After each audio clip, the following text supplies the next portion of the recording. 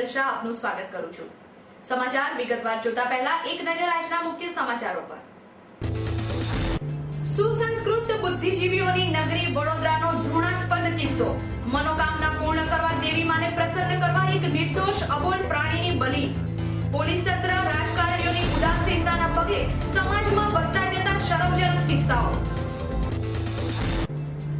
ગૌરી વ્રતની શરૂઆતના પગલે વહેલી સવારથી જ શહેરના શિવાલયો કુમારિકાઓના પ્રાર્થનાથી ગુંજી ઉઠ્યા।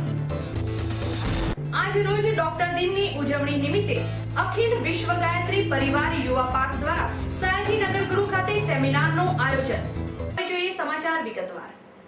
દર્શક મિત્રો, આજે આપણે બધા જ અદ્યતન ટેકનોલોજી અને ગેજેટ્સની દુનિયામાં જીવી રહ્યા છે। વિશ્વ આખું 21મી સદીના પ્રાંગણમાં ઘંટનાદ કરી રહ્યું છે, પરંતુ દુઃખની વાત તો એ છે આજે પણ આપણા ભારત દેશમાં લાખો લોકો અંધશ્રદ્ધાની માનસિકતા વચ્ચે જીવી રહ્યા છે। લોકો જે કરી રહ્યા છે તે એક અંધશ્રદ્ધા છે તેવું સ્વીકારવા લોકો તૈયાર જ નથી હોતા। અંધશ્રદ્ધા લોકોને છોડવા નથી માંગતી અને લોકો અંધશ્રદ્ધાને છોડવા નથી માંગતા। આ ઉપરાંત રાજકીય નેતાઓ અને પોલીસ તંત્રની અંધશ્રદ્ધાના કિસ્સાઓ પ્રત્યેની ઉદાસીનતા। એક બાજુ વિશ્વ બચાવોની વાતો તો બીજી બાજુ નરી વાસ્તવિકતા। દર્શક મિત્રો, તમને જાણીને નવાઈ લાગશે કે અંધશ્રદ્ધા ફક્ત ગામડાઓમાં જ નહીં પરંતુ આજના કહેવાતા અલ્ટ્રા મોડર્ન બુદ્ધિજીવીઓમાં પણ જોવા મળી રહી છે। અંધશ્રદ્ધા જ્યાં સુધી બીજાને નુકસાન ન પહોંચાડતી હોય ત્યાં સુધી તો ઠીક છે, પરંતુ તે જ્યારે અબોલ જીવ પર તલવાર બનીને પ્રહાર કરે છે ત્યારે ભલભલા પાષાણ હૃદયના માનવીના કાળજા પણ કંપી ઉઠે છે। ગુજરાત વિકાસની વાતો તો કરી રહ્યું છે, પણ સાથે સાથે લોકોમાં અંધશ્રદ્ધા પણ પોતાની પાંખો ફેલાવી રહી છે। કાળા માથાના માનવીના કાળજા કંપાવી મૂકે તેવો કિસ્સો વડોદરા જિલ્લાના એક નાનકડા ગામમાં બન્યો છે। મિત્રો, તમે જે દ્રશ્યો તમારા ટેલિવિઝન સ્ક્રીન પર જોઈ રહ્યા છો તે છે એક અબોલ નિર્દોષ પશુની બલિના। આ સમગ્ર ગામના લોકો પોતાની મનગમતી ઈચ્છાઓ પૂરી કરવા દેવી માને બકરાની બલિ ચડાવવાની માનતા રાખે છે અને નસીબ જોગ જો ઈચ્છા પૂર્ણ થાય તો પોતાની માનતાથી જ પૂરી થઈ છે તેમ દ્રઢપણે માને છે। ગામના લોકો ચોક્કસપણે માને છે કે બકરાની બલિ આપવાથી કે તેનું લોહી પીવાથી દેવીમાં પ્રસન્ન થાય છે અને તેમની ઈચ્છાઓ પૂર્ણ કરી પરિવારને સુખાકારી બક્ષે છે। સૌ પ્રથમ તો બકરાને બલિ આપવાના સ્થળ પર ગામની મધ્યમાં લઈ જવામાં આવે છે। ત્યારબાદ જેમની માનતા પૂર્ણ થઈ હોય તે લોકો દ્વારા હવન કરી બકરાને પવિત્ર કરી તિલક કરી બકરાની પૂજા કરવામાં આવે છે।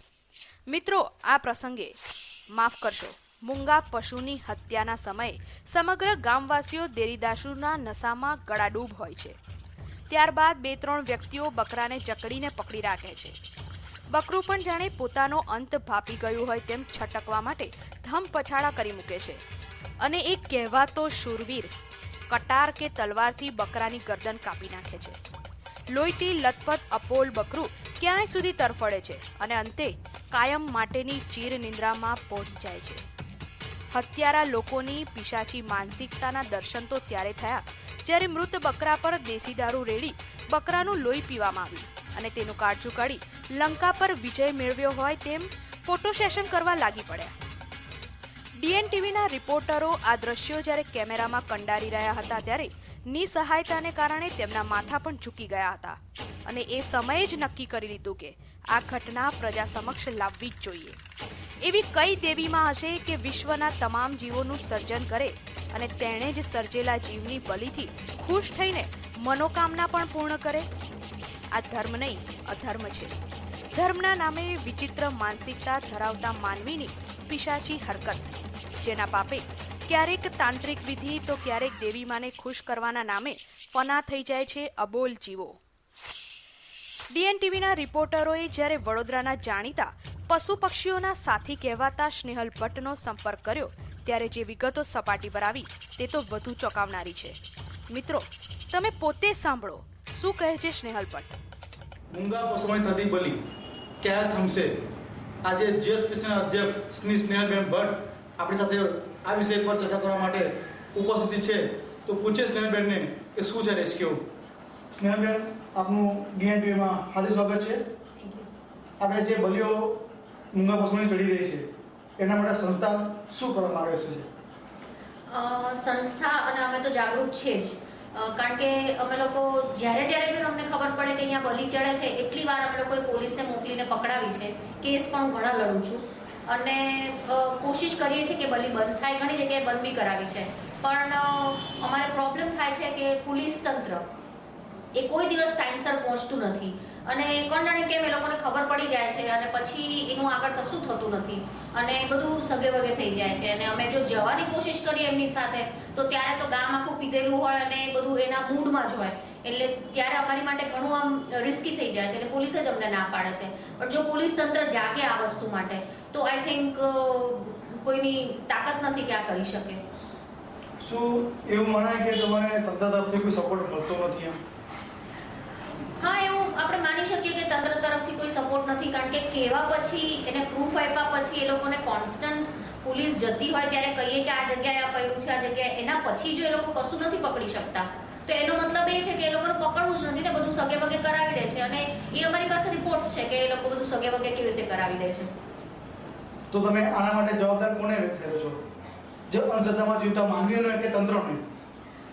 માનવીઓ તો અંધશ્રદ્ધામાં જીવે જ છે, એ લોકોને તો અમે સમજાવીને કેટલું સમજાવી શકીએ. પણ આજે જ્યારે પોલીસ તંત્ર શેની માટે છે?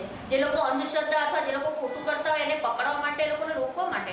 તો તંત્રએ તો આજે કલેક્ટર છે કે ડીએસપી, ડીવાયએસપી અથવા પોલીસ કમિશનર છે, એ લોકોએ તો રોકવું જ જોઈએ. કાલે સવારે ઉઠીને હું એમ કહું કે તમે મને ગાળ દીધી એટલે મેં તમારું ખૂન કરી નાખ્યું, મારો હક છે ખૂન કરવાનો, તો એ વસ્તુ બરોબર નથી. એટલે હું એમ માનું છું કે તમે મને ગાળ દીધી એટલે મારે તમારું ખૂન કરવું જોઈએ. તો પોલીસ તંત્ર શાની માટે છે? રોકવા માટે જ છે ને. એવી રીતે મૂંગા પશુઓની બલી એ કંઈ માણસે નથી માનવું તો નથી જ માનવાના. એ તો અત્યારે નાના છોકરાઓની બલી ચડે છે, પણ ત્યારે કેવી તરફ પોલીસ જાગૃત થઈ જાય છે. એ રીતે હું માનું છું કે પોલીસ તંત્ર જો આમાં થોડુંક વધારે એ કરે, કારણ કે એક બહુ સિમ્પલ દાખલો તમને આપું કે પોલીસમાં જે જવાવાળા છે એ લોકોના કોન્સ્ટેબલ્સ એ પોતે જ આ બધામાં માનતા હોય છે. એ જ પોતે એ કાસ્ટમાંથી આવે છે કે એ લોકો પોતે જ અડધા એ લોકો આમાં માનતા હોય છે, ખાતા પીતા હોય છે. એટલે એ લોકો તો રોકવાના છે જ નહીં. એ લોકોને એમ કહી દે કે સાહેબ તમારું ખાવાનું પીવાનું થઈ જશે. એટલે અમે જોયેલું છે. આમાં હું ખોટું કઈ વસ્તુ નથી બોલતી, અને પ્રૂવ કરવું હશે તો બી હું પ્રૂવ કરી આપીશ કે કેવી રીતે બંધ નથી થતું.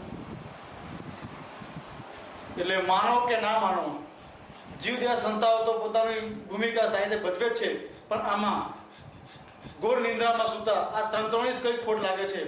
કેમેરામેન બળદેવ સોલંકી સાથે અનિલ ભાટિયા, DNTV ન્યૂઝ, વડોદરા.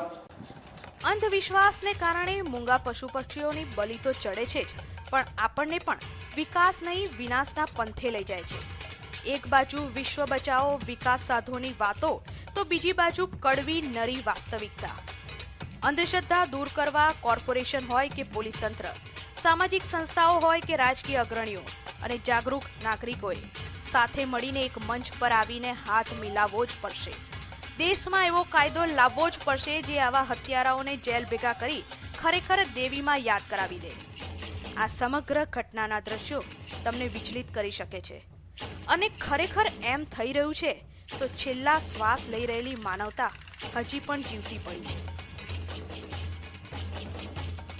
ડભોઈની પ્રમુખ સ્વામી હોસ્પિટલ ખાતે ડભોઈના ધારાસભ્ય સિદ્ધાર્થ પટેલના સહયોગથી નિઃશુલ્ક આયુર્વેદિક નિદાન કેમ્પનું આયોજન કરવામાં આવ્યું હતું. ડભોઈના ધારાસભ્ય સિદ્ધાર્થ પટેલના પ્રયાસથી ડભોઈની પ્રમુખ સ્વામી હોસ્પિટલ ખાતે નિઃશુલ્ક આયુર્વેદિક નિદાન કેમ્પનું આયોજન કરવામાં આવ્યું હતું, જેમાં તમામ રોગના નિષ્ણાત ડોક્ટર અમદાવાદથી ખાસ ઉપસ્થિત રહ્યા હતા. આ કેમ્પમાં 400 જેટલા દર્દીઓએ મફત નિદાન સેવાનો લાભ મેળવ્યો હતો. આ પ્રસંગે ડભોઈના ધારાસભ્ય સિદ્ધાર્થ પટેલ, કોંગ્રેસ તાલુકા પ્રમુખ પ્રહલાદ પટેલ, કોંગ્રેસી કાર્યકર ગોપાલભાઈ જીનવાલા ખાસ ઉપસ્થિત રહ્યા હતા. આજથી કુંવારિકાઓના ગૌરી વ્રતની શરૂઆત નિમિત્તે શહેરના શિવાલયો વહેલી સવારથી જ નાની બાળાઓની પ્રાર્થનાથી ગાજી ઉઠ્યા હતા. આજે વહેલી સવારથી જ નાની બાળાઓ પરંપરાગત વસ્ત્રોમાં સજ્જ થઈ ગૌરવ્રત નિમિત્તે ભગવાન શિવ અને ગૌરીમાની પૂજા કરવા શહેરના શિવાલયોમાં પહોંચી ગઈ હતી, જેના પગલે વહેલી સવારથી જ શિવ મંદિરોમાં ભારે ભીડ જોવા મળી રહી હતી. કુંવારી અક્કાઓ જીવનમાં સુખ, શાંતિ અને સમૃદ્ધિ મેળવે તે માટે ગૌરીવ્રતનું ખાસ મહત્વ છે.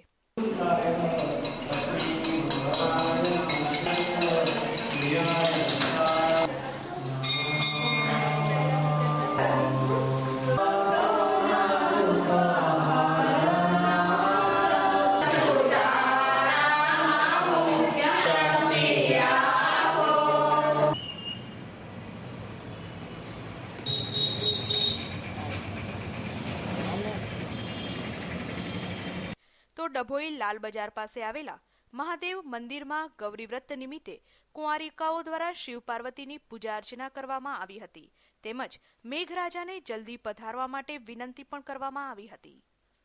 આજે ડોક્ટર દિન નિમિત્તે અખિલ વિશ્વ ગાયત્રી પરિવાર યુવા પાર્ક દ્વારા સયાજીનગર ગૃહ ખાતે એક સેમિનારનું આયોજન કરવામાં આવ્યું હતું. આજે ડોક્ટર દિન નિમિત્તે અખિલ વિશ્વ ગાયત્રી પરિવાર યુવા પાર્ક દ્વારા વિજ્ઞાનપરક આધ્યાત્મિક માનવજાતનું ભવિષ્યના વિષય પર સેમિનારનું આયોજન કરવામાં આવ્યું હતું. આ સેમિનારમાં અમદાવાદ IKDRCના સંસ્થાપક અને ડાયરેક્ટર આદરણીય ડોક્ટર CHL ત્રિવેદી સાહેબે સદીની સફળતમ ગાથા કિડની પ્રત્યારોપણ બાદ દર્દ સહન કરવાની ક્ષમતા વિષય ઉપર માર્ગદર્શન આપ્યું હતું. આ સાથે જ દેવ સંસ્કૃતિ વિશ્વવિદ્યાલય હરિદ્વારના vice chancellor doctor Chinmay Pandya દ્વારા વિજ્ઞાન પરક આધ્યાત્મિકતા માનવજાતનું ભવિષ્ય વિષય ઉપર પણ માર્ગદર્શન આપવામાં આવ્યું હતું. રાવપુરા વિસ્તારમાં ખર્ચીકરના ખાંચામાં પોતાની બીજેપીના કાર્યકર તરીકે ઓળખ આપી ધાક ધમકી આપતા વિરુ શર્મા વિરુદ્ધ સ્થાનિક રહીશોએ કાઉન્સિલર અશોક પવારને રજૂઆત કરી હતી.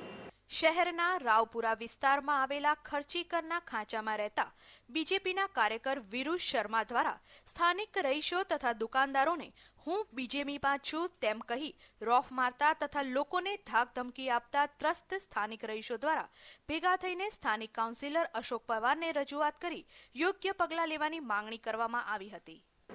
દર્શક મિત્રો, આ હતા અત્યાર સુધીના સમાચારો. આવતીકાલે નવા સમાચારો સાથે ફરીથી મળીશું. ત્યાં સુધી DNTV પરિવારની સમગ્ર ટીમને રજા આપશો. નમસ્કાર.